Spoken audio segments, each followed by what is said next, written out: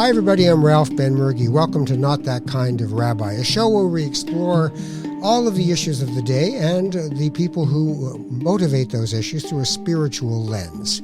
I know there's that word, spiritual. Now, that doesn't mean I need you all to get into a lotus position and to breathe deeply through your nostril and then out the other nostril.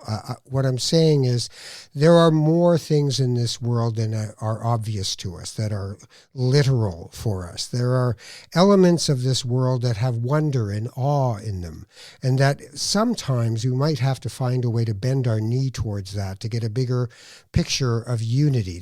Michael Pollan wrote a really good book lately called Change Your Mind. Pollan is best known for Omnivore's Dilemma and books like that. But in this one, he experiments with psychedelic drugs, LSD and magic mushrooms and psilocybin mushrooms. And he'd never done them. He's 60 years old at this point when he writes the book, and he's never done any of these kinds of drugs earlier in his life. And one of the things he really noticed about the experience, and they're now using it in palliative care and certain depression and certain maladies, as it were, and it was that in the experience of the drug itself, the ego is moved out of the way. And in that movement out of the way, unity becomes obvious, that we are part of everything and everything is a part of us, that we are literally stardust. The minerals, the world around us. You know, when you think of it in terms of perhaps a native Indian culture in North America or anywhere in the world, indigenous cultures, there is this belief that everything has a life force in it and is sacred. If we look at those ideas and then we look at how we see resources, for instance, and the extractive resource economy, extractive capitalism, how these systems work, we commodify. So a gross domestic product, if you cut down a tree, it has value and worth. If you leave it standing in a forest, it is useless for the GDP. It is not being maximized by human beings for profit gain and the common good in some cases, and in most cases at this point in time, not so much the common good. But all those things to say that there is another issue at hand, and that is the climate crisis itself. If we treat it as purely a physical act, a physical breakdown of the planet, I guess we can run around the edges of it for a very long time and say, well, tweak this and tweak that. But if we treat it as a war on our nature, then we have a different conversation going. If you see the Australian fires and understand that 1 billion beings, 1 billion animals, 1 billion creatures of this world are gone now or in the next few years because their food source is gone, and measure that against, 87 people who, God love them, also are gone. Where are we in this? Where is nature in this? And for some people, nature is the word they use. And for other people, where is God in this is another question that they have.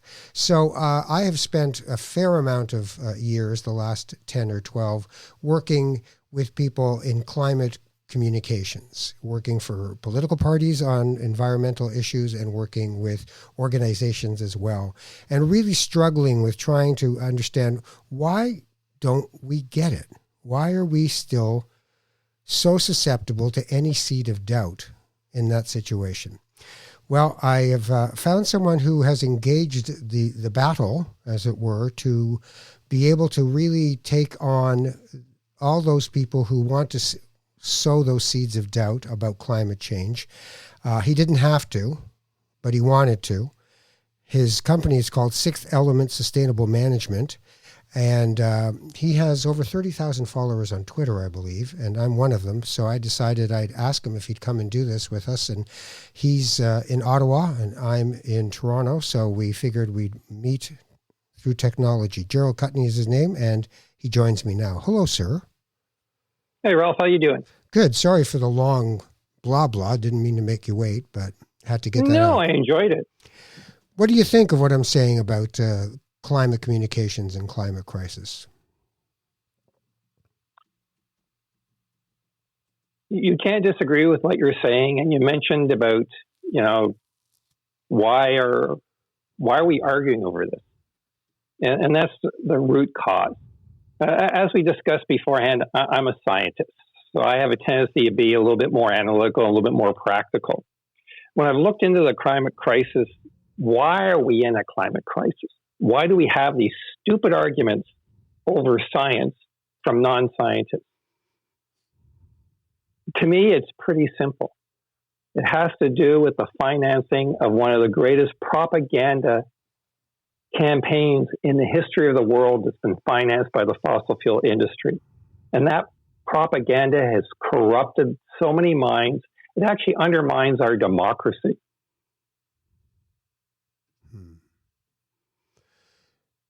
We're used to seeing it, though, and often people just go, whatever, they're just over here. But you actually believe that, do you believe they're winning? No, they're not winning, but they have so far. If you look at the science on climate change, when was it really good enough that we should have started doing something? I can tell you it was perfectly clear by the end of the 1970s. And so because of this propaganda campaign that's put enough doubt in the minds of voters and in some politicians, we've delayed about half a century too long. And so that's converted climate change from climate change into the climate crisis that we have to try to deal with today.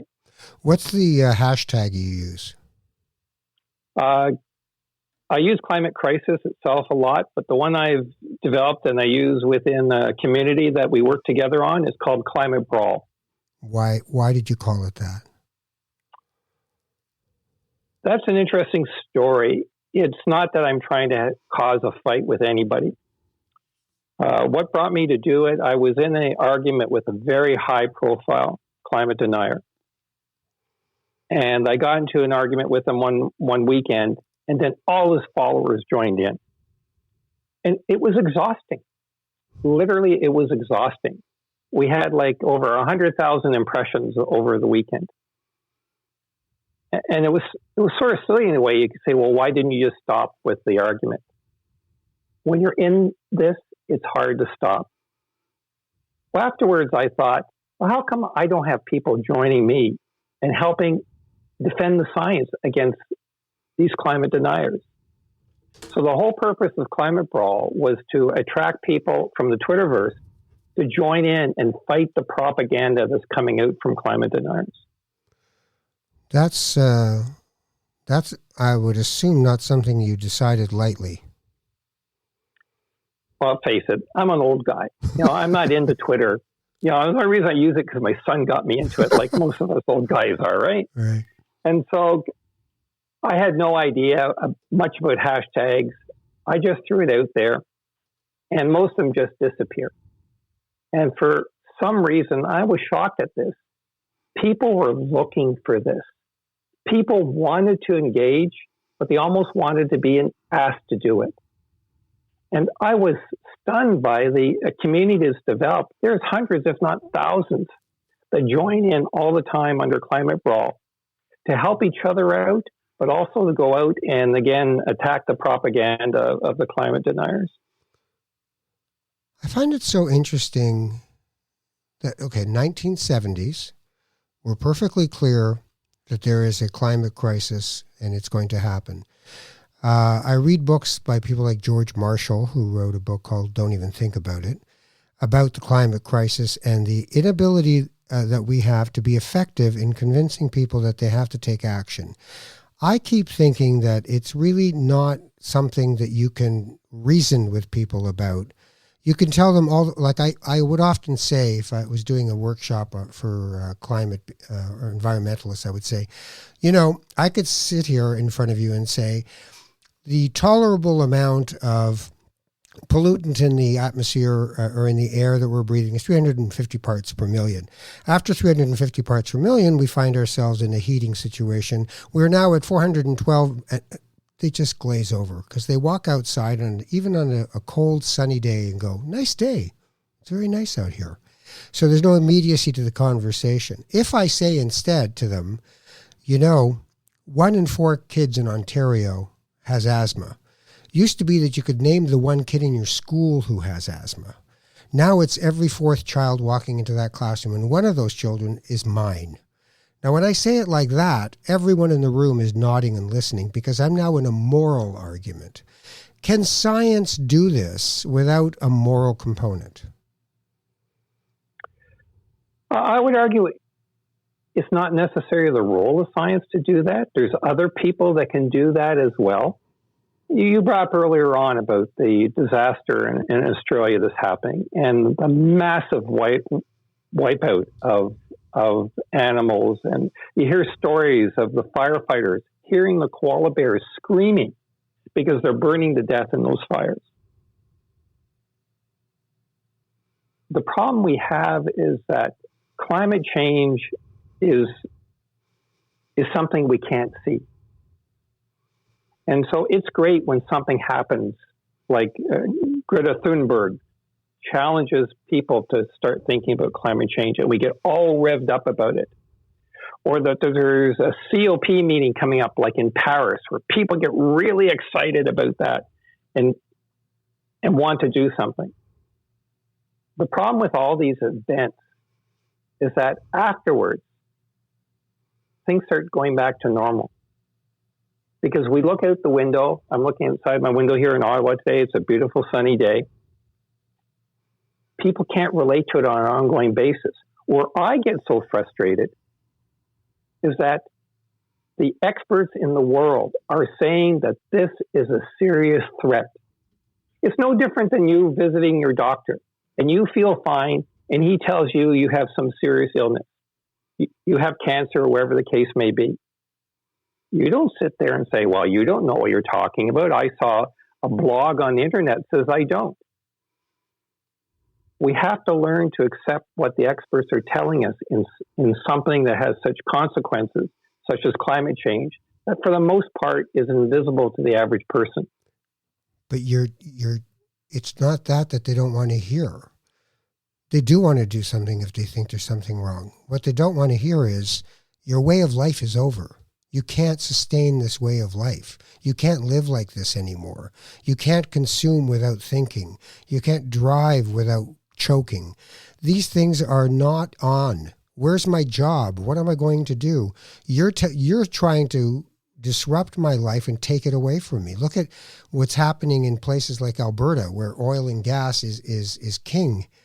You have people saying we want to leave Canada because they really think that you're out for them. You're hunting for them. So that science isn't going to help with that conversation, is it? No, it's not. And I don't think it should, actually. They will try. There are scientists that are very active, for example, on public discourse and on Twitter, for example, on that sort of thing. But the one thing you have to look at in this is that, well, first of all, as you described, it is quite complicated. And I'm certainly not one of those guys who are saying, okay, it's going to end now. Okay, so you got 30 days and you're going to have to go get yourself an electric car and you're going to have to stop with all the oil and gas and fossil fuels and the rest of it. This still has to be done in some sort of organized way. But when you talk about something like Alberta, why is Alberta so riled up? I can tell you a lot of it has to do with propaganda. They just had the Conservatives just had a conference out there where they had Conrad Black and Brett Wilson and I don't know if Rex Murphy was there. Yep. It was the who's who of climate denial of Canada. Not one person has any scientific background whatsoever on this. Why did they have this? This was a propaganda conference to whip up the crowd. Now, in fairness, because oil and gas is important to the province in Alberta, I lived in Calgary for a few years. It's a beautiful city. The people are fantastic. I'm a firm believer that if we have to decide that there's going to be stranded assets, as they call it in Alberta, and we agree that it's going to happen by a certain date, the workers in the oil and gas industry aren't supposed to pay for this. They're not supposed to be punished because they're working in the oil and gas industry. It's up to all Canadians to make sure that they're taken care of. And that's the discussion we should be having. It's not that they're going to lose, people are going to lose their jobs. What are we going to do to make sure that they're whole out of this, no matter how long it takes? So when you say you're a scientist, I also assume you're preemptively saying, don't ask me about spirituality. Am I right?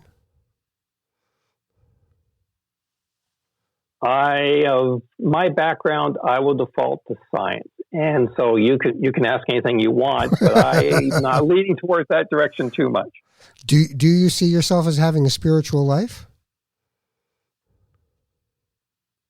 A very private one, but I don't see it with climate change. But that said, the issue of climate change, why do I get so riled about that? I'm actually not a climate scientist. No, you're a chemist. Why am I so riled about this? It's because I look at this, that all of humanity is under attack. All of it. We're under attack. Our kids are under attack. And our children's children are under attack. And if we don't do anything, it's not that suddenly we go to this new level that's different than it was before. And so we just have to adapt to it. We're going to be adapting forever, because that's the way climate change works. So I certainly see this as not a scientific issue. I see this as a social and humanitarian issue that we need to respond to. So we've built a society on a set of assumptions. Many of them have kind of evolved or devolved to material assumptions about what is a good life. How do we reinvent so that we can culturally move away from where we are now and make the changes that you're talking about? What do we need to do? How do we need to see this planet around us if we're going to do something about this? I realize this is a little bit naive, but the thing that's driven me up the wall, that when you look at politics, and just look at Canadian politics, forget about the US or Australia or countries like that for the moment. Politicians are famous for stretching the truth. But what I've seen in the last certainly half a decade or a decade, integrity in politics is almost gone. We've seen it in Ontario. We've seen it in Alberta. We've seen it on the federal level. What's going on here? What has changed? It used to be a time where public media used to keep politicians in line. Somebody stood up and gave some bullshit stat about something, excuse the expression, and the press would be all over them. Now the press is like everyone else. They're just quickly on Twitter putting out the latest quote from whether it's Jason Kenney or Doug Ford or whoever it may be. And so they aren't being held. And so, one thing I was terribly frustrated at was the last election in Ontario, where Doug Ford was making all these statements about job killing, carbon taxes and stuff. Those were lies. They were blatant lies, and Doug even knew it. But yet, no one held him to account for that. And I've written op-eds about this that have appeared, and people are interested in it.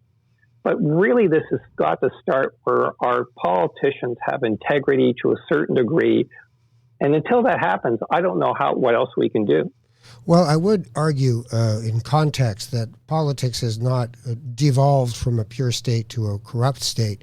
It's pendulum swinging and it's constant. So the Union Nationale in Quebec was a profoundly corrupt government that had many, shall we say, demerit points for the way they behaved. There are governments all the time, all over the place, that are up to no good. And there are governments that try to do good things, but don't try to do enough of them sometimes as well. I mean, I'm finding it interesting that you said that you have a spiritually, because this is a spiritual podcast, a spiritual private life, but you don't see how that connects to your work in climate change. I don't understand how that could be if a spiritual life is about ethics and values and action. Are you not employing ethics, values, and action in your work right now in standing up to climate deniers?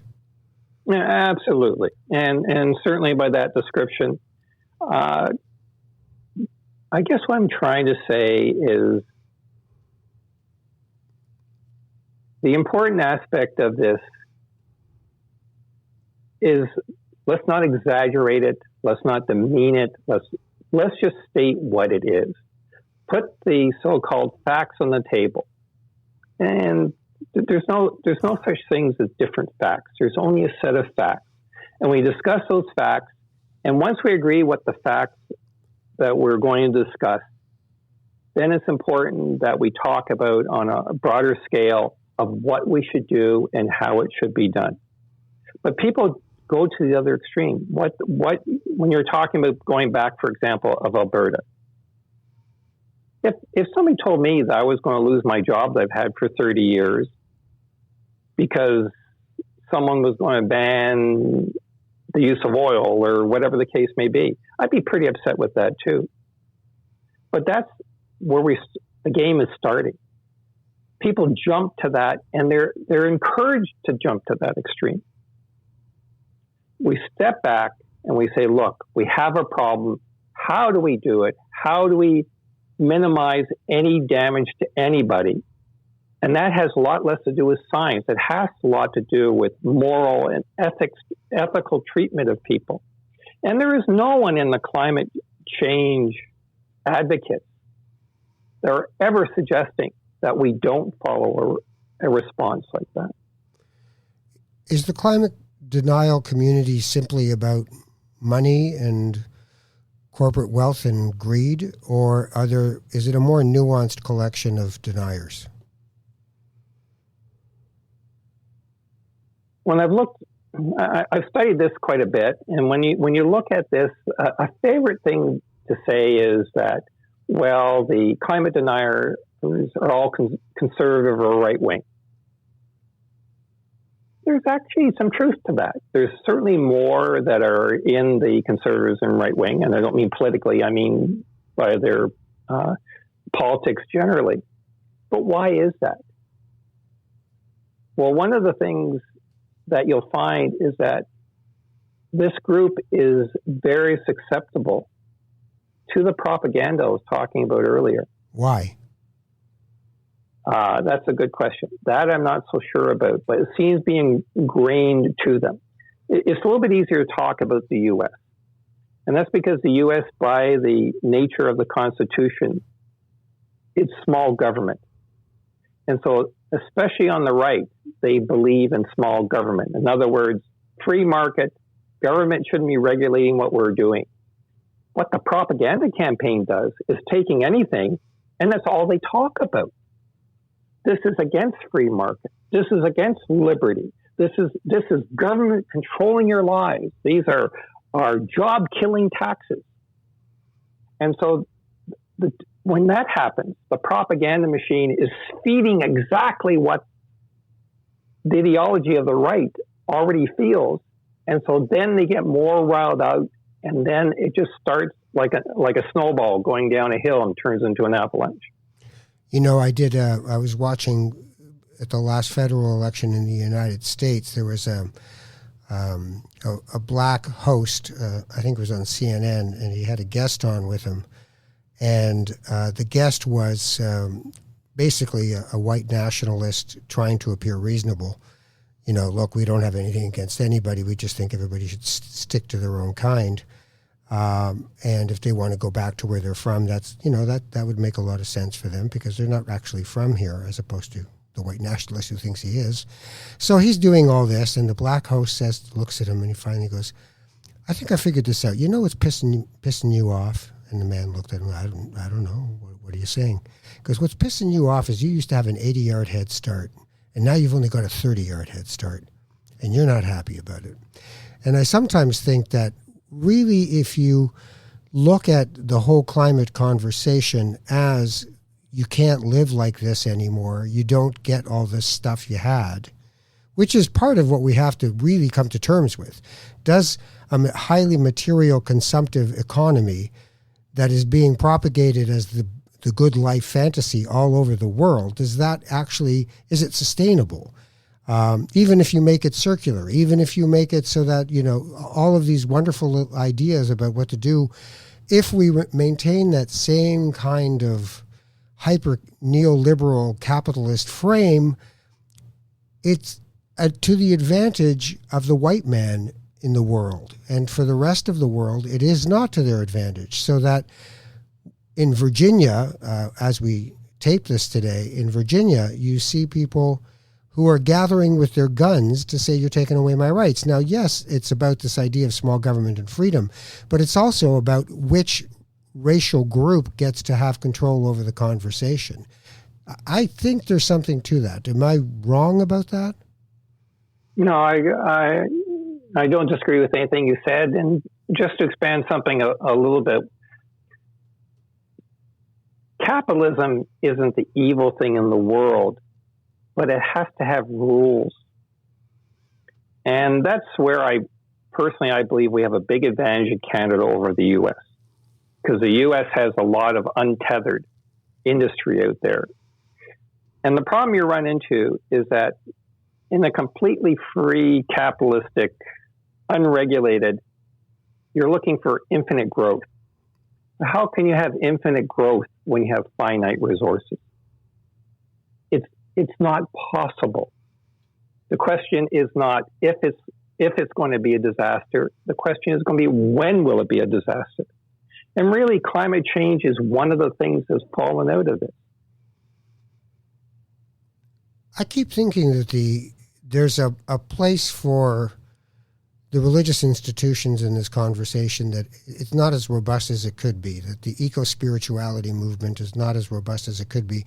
I do know that there are encyclicals from the Catholic Church. I have a friend who's on the show, Michael Corrin, who is now an Anglican minister, and I asked him, is Jesus a socialist or a capitalist? And he said, Jesus is a socialist, that the common good supersedes the individual's right to extract what they may in resources and in human capital, in all these different endeavors. So that's part of that for me makes sense, that as long as we're in a situation of extractive capitalism, I mean, for instance, why isn't there a national resource index? Why don't I know how much cadmium is left in the ground, how much nickel is left in the ground, how much oil is left, how long it's supposed to last, who's taking it at what cost to us, how much do we subsidize each of these extractive pieces? And then at the same time, how much are employers extracting from employees, in terms of their human capital and how quickly we can burn through it with very little consequence except from retraining costs. So to me, there's a heartlessness to what's going on. And I don't know how we get it back through science. I had a friend of mine, used to be, actually he was a president of a university out west for a while. And we have a Sabbath dinner on a Friday night. And he was sort of banging on me about, he's an atheist. He's Jewish by birth, but he's an atheist. And he's kind of banging away at this God is a fairy tale thing. And religion doesn't really serve scientific purpose very well. And I said, well, this religion can give you one thing right now that science can't give you. And he said, what's that? And I said, this dinner, not physically this dinner, the people coming together to celebrate together and do blessings together and to have a dinner, a Sabbath dinner. Science doesn't have that answer. And I sometimes think, I more than sometimes think, we're barking up the wrong tree because this is an emotional thing. When you talk about politics in communications terms, numbers are useless. I can cherry pick every number. I can tell you, 43% of people believe in tinfoil. And you'll go, did you know that 43% of people believe in tinfoil? Just because I said it. But emotions are what people really, that's the currency of politics. Hope or fear. That's how you run a campaign. So if that's where we're at, these might be the weapons of war as opposed to how many parts per million. when we're talking about the importance of religion and inspiration versus science and hard data, in the end, what must be taken as the next step, I think we're agreeing with each other exactly. True. We may be describing it different labels and stuff like that. As I said, the science has been solid for like 3 or 4 decades. It's just been piling up since all that time. In a couple of years, let's forget 2022, the IPCC is going to come up with another 3 or 4 reports, as always does, and the world get all excited. It's not going to say anything different. But why? Why? Is it really that the merchants of doubt are that good? Or is there something wrong with us fundamentally that we can't get off our ass and do something about this? No, we're basically good. Everyone is basically good. I firmly believe that. But we're manipulated so easily. Look what happens when Greta Thunberg came to Canada. Okay, we're a puny little country, 36 million people or wherever we are. Here is this young teenager. She stops in a few places in Canada. She promotes the climate strike marches that were held across this country. My wife and I participated in the one in Ottawa. I'd never been to a demonstration all my life. Overall, almost 1 million Canadians participated in our small country. The challenge we have is how do we keep that drive going? Because people start going on. And one thing I have seen is that even though it's still going too slow, that solid momentum, not the excitement of an event, but the solid momentum that's behind this to do something about climate change is growing and is growing fairly rapidly. The challenge we have is that we've got to speed that up even more. And I'll go back to what I said before. People are basically good. It doesn't matter if they're in Alberta or they're in Ontario or wherever they are. And they want to do what's right.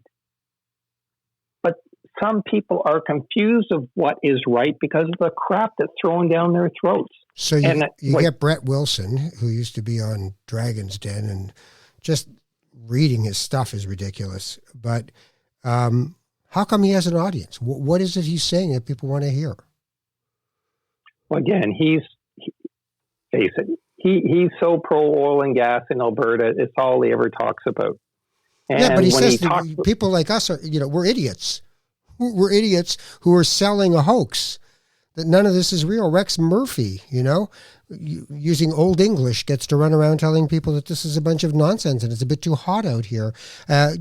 We have politicians who, when it's a cold day in Canada, go, well, I wouldn't mind some global warming right about now. I mean, we've got an idiot conversation going, but I know people who think that they're right, who why? Because they don't want to stop their way of life. If someone can tell me, keep going, ignore them, it's all bullshit, then they'll keep going. We have these 5 or 6 high-profile climate deniers in Canada. The National Post has turned into a tabloid outlet for many of these people, whether it's Conrad Black or Brett Wilson or Rex Murphy or Corcoran. Please. I would repeat what he called me once on Twitter, but it's very offensive. Highly toxic individual, let me tell you. And yet he's had a pulpit for decades of just saying, this is a nonsense argument. Continue to consume at the rapid rate at which you are going at the present moment. But we're not talking about the average Canadian here.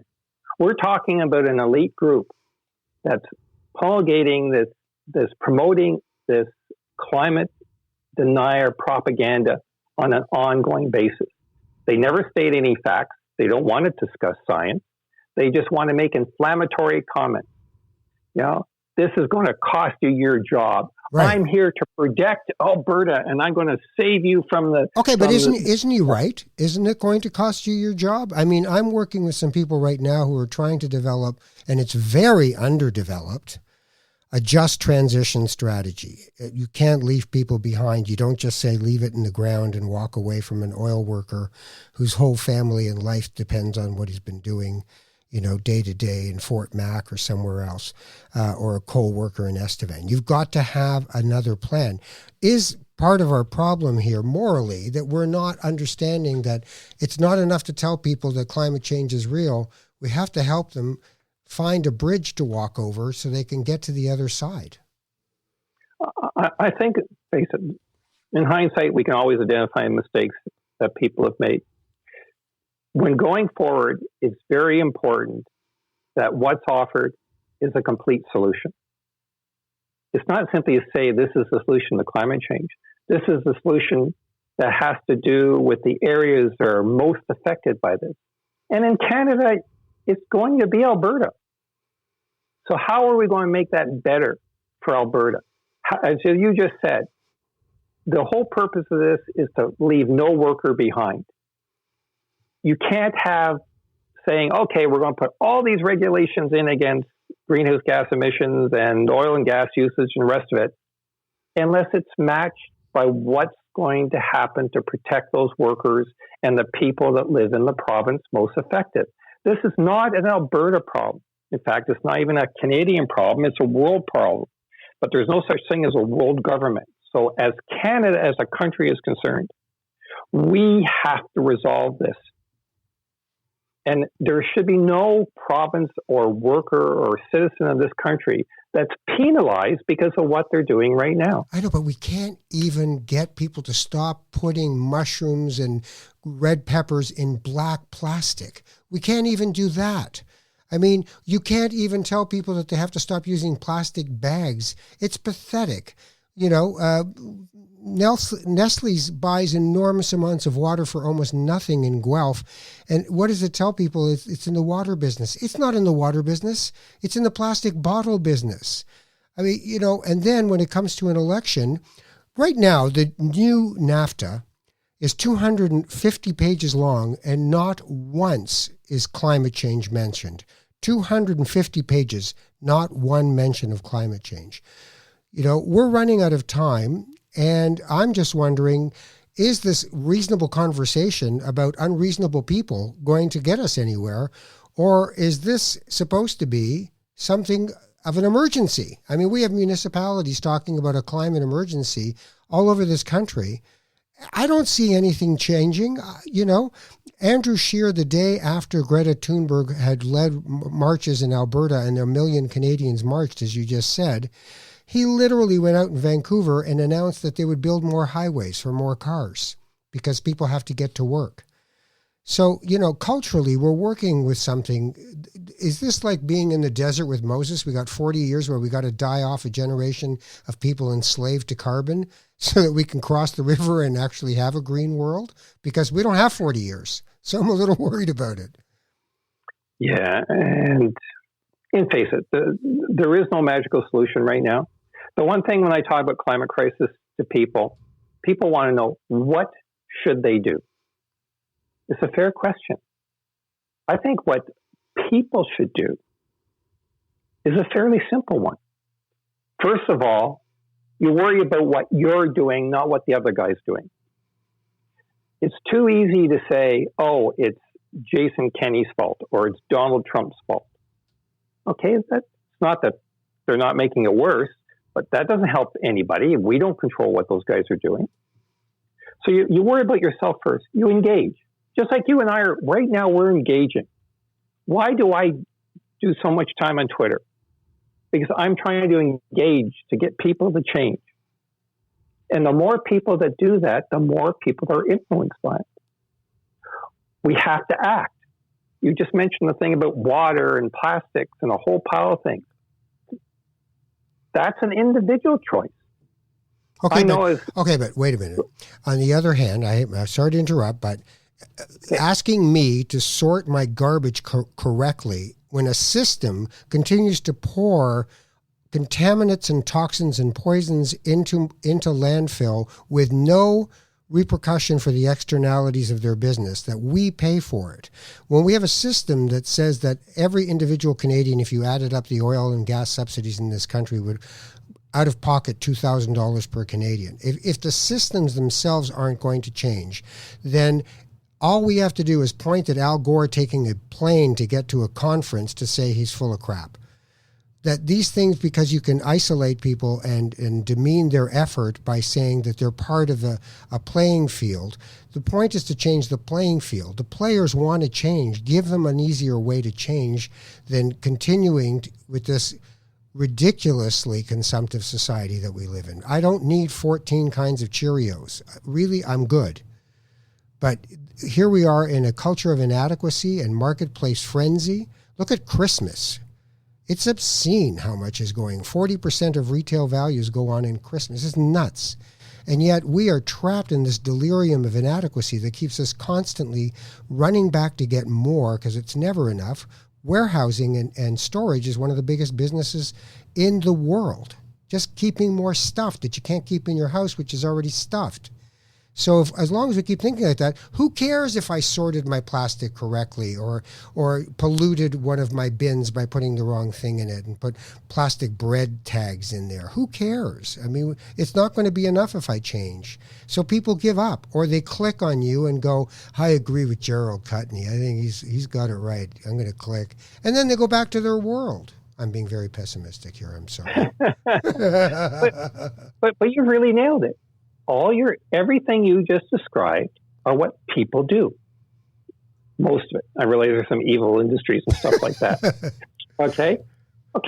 And it's not that you just do one silly little thing. I put in an LED light bulb, and so I've done my good deed for the year. Right.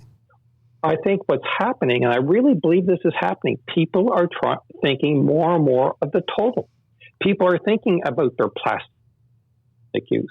People are thinking the 3 R's are the most simplest thing that's ever been invented, and they are so powerful. Reduce, reuse, recycle, in that order. And people didn't pay much attention to it. It was just a blue box thing, right? Everyone just put in the blue box. I can tell you, and it just sort of happened with time, the amount of stuff I put in my blue box is less than half it was a few years ago. The amount of garbage I have in Ottawa, they pick up the garbage every 2 weeks. I put about 2/3 of a bag of garbage out in those 2 weeks. And we're deliberately trying to find ways of reducing it. But this is first world tweaking. Where, we can afford to do this. The third and second worlds are nowhere near these kinds of levels, and they're going to suffer the worst from climate change because they have the least infrastructure and mitigation technologies in place. So we can do this, but I keep thinking, why isn't everybody stop pointing at each other and saying, you're trying to kill my job, you're trying to take my stuff away, you're trying to not clean up enough, or you're not trying enough? Why don't we stop that and look towards the corporate world that creates with very little consequence and maximizes profit? If you have 5 families that can control 30% of the wealth of a country or 50% of the wealth of a country in some cases, we're on the wrong track systemically. Capitalism may not be able to carry this water. And without a spiritual compass, without an ethical and moral world where we have an obligation to actually tend to this planet and everything on it in a loving way, then I don't see how we get out of this, because we have become God and we're lousy at it. We're just raping things around us. So I can sort my garbage while they build with the worst cement GHG emission technologies they have, the condo that's 43 stories tall right beside me. What's the difference? What am I doing? Well, why don't you turn around and tell that guy, you know what, you can't do that. You can't use that kind of concrete anymore. It's killing us. We don't do that. Well, the third thing I always tell people, besides engaging and enacting, is how you vote. We live in a democracy. And unfortunately, some of those election results turn out not the way I think a lot of people would like them, to be polite. But that is the start. Don't get me wrong. I'm not arguing with you. I agree with you totally. But having great altruistic intentions, they talk about road paved with good intentions. Actions speak that much more. Let's say there's an industry you hate. Doesn't matter. With good reason, by the way. let's say it's the car industry. Okay, you don't buy that type of car anymore. So we need to organize that kind of boycotting mentality, you're saying? Well, or do we need to vote for political parties? That's the next step. That's the next step.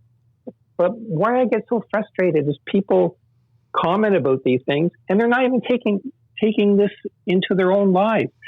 The only thing, don't get me wrong, I understand that we have to do this on a much bigger scale. The one thing I know I control is what I personally do. So above all, number one, that's where I start. And it doesn't have to be what someone else thinks is perfect. It's what I believe that I have to change. So I do my best to change. That's what we have to get people. Like, the way you talk is perfect, but there's people that don't talk that way. They're not worried about this sort of stuff. They go to Tim Hortons and throw 10 coffee cups a day. Yeah, but there's no consequence. You can do whatever the hell you want, but a political party is not going to. Every political parties have worked with them, highly adverse to impinging on what people believe is their God-given right. People believe it's their God-given right to travel at 130 kilometers an hour in an HOV lane. They think it's an express lane, and if you're with your family driving 100 kilometers an hour, get the hell out of my way. So once you have, you don't give back. You keep. The more you have, the more you keep. These are parts of human nature that are leading to our own destruction. I mean, politically, can you think, is there a political party in Canada, or are there political parties in Canada that you would say, you know what, if we were electing more of those and really giving them some power, we'd be getting out of this thing a lot faster? Yeah, and your point's well taken. And during the last election, I tried to participate on Twitter on the political election in Canada. And I never even suggested who they should vote for. I did spend an awful long time on saying who they shouldn't vote for. Right. That makes sense. And it's very politic of you, considering you've written a book about the politics of all this. No, and that's why I go on about what I do. It drives me insane because, again, everything you're saying is true. The problem that I see with it, what are you going to do about it? And the one part I disagree with you, I think more and more people, and I think it's by far the vast majority, think like you and I are discussing here today. They're not blind to this.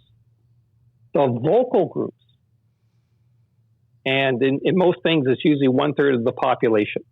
Doesn't matter where you are. 1/3 of the population will go off on these tangents. Yeah. The problem with this 1/3 is they're so friggin' loud, and they shout and they scream. It doesn't matter if it's on Twitter or it's on a newspaper opinion piece or wherever it is. They're loud, but they don't represent the majority of the people. I think we do. And all we have to do is start realizing this, and we can start taking control of the situation. So maybe we need another hashtag besides Climate Brawl, which is Get Loud. Well, I promote that in the what I call the Friends of Climate Brawl. A brawl that people have to get out there. They have to shout. They have to shout loud. They have to shout louder still. Because that's what the other side does, and so far they have done it better than we have. They talk about the silent majority. That's true. The problem with the silent majority is they're an enabler of propaganda from fringe groups. They are actually an enabler, and people don't realize it. By being silent, they're actually letting the other people succeed. James Speth is a environmentalist and has written about climate for 40 years, written some wonderful stuff. And at one point he said, I used to think that this could all be solved by the science. As a scientist, I believed that. And then I realized that that wasn't actually true, that human beings have devolved into greed and apathy, and that what is needed to solve this is both spiritual and cultural and must happen in that way. And I was affected by that because it was a scientist, and I have all the respect in the world for the truth of science in the case of climate. But it is so easy, as a communications expert, I can tell you how easy it is for me to take apart all the truth of that science and sow the seeds of doubt so that we can continue on doing what we're doing to destroy the planet. It happens every day. The problem is it's too easy to do. I had somebody sitting in a chair here doing this podcast with me, and this was literally what he thought when I said, "What do you think of climate change?" He said, "The sun is a furnace, a huge furnace, and its thermostat is broken, and it's just the heat's going all over the place. That's what's going on here." I said, "So the IPCC report," and he goes, "What the hell is that?"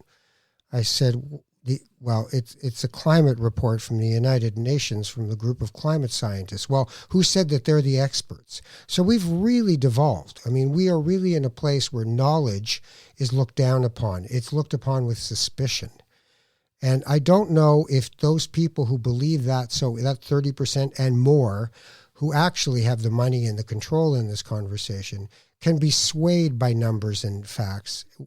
They might get swayed in their churches and pews. I doubt that too. Really what they're saying is, let's not stop this rodeo. This is one we're enjoying. This is a way of life we fought for. And it's usually one that involves white privilege. So there's so many things arrayed against it. My last question for you is, optimist, pessimist, what do you think is going to be happening? With climate change, you have to be an optimist. If you're a pessimist, we're finished. And so, yes, and besides being a little bit corny about being an optimist, I actually believe that the tide is changing. But I agree that it's not changing at a fast enough speed. But I have no doubt that the tide is turning, and we just have to crank it up to make things happen. What's the name of your latest book? It's a working title at this stage. I just call it Climate Brawl. Out of my favorite hashtag, and it's basically a history of the politics of climate change from the very beginning in the fossil fuel industry, and what we've been talking about here today, how it became so ingrained into national economies and the belief in national prosperity. Oh, I love it. When are you going to get done? I'm very slow at these things. I'm hoping to have it completed by the end of the year, but we'll have to see.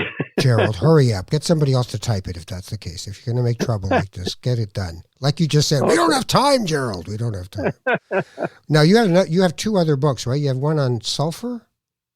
Yeah, I did that one quite a few years ago, and I did one on what was called carbon politics and the failure of the Kyoto Protocol. Yes. That was more in the IPCC, and I was a little bit critical of the IPCC, even though I have a lot of respect for them. But it was really an overview of how that organization works. And at that time, I talked about climate denial and how it was attacking scientific integrity and things like that. So if people want to find you, just hashtag Climate Brawl or at Gerald Kutney, and you have a Facebook page too, I assume. Yeah, I don't use Facebook very much. I'm a Twitter guy. I have spent too much time on there. I can't go on Facebook as well. So gee, I wonder why not.